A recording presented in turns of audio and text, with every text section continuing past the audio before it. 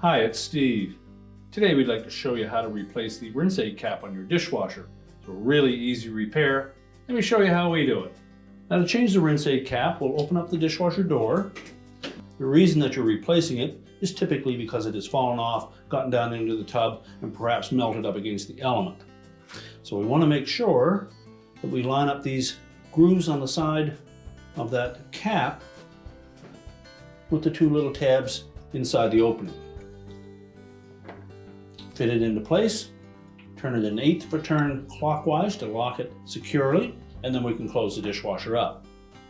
You always want to make sure anytime you fill that rinse aid dispenser that you do lock the cap securely. And your repair is complete.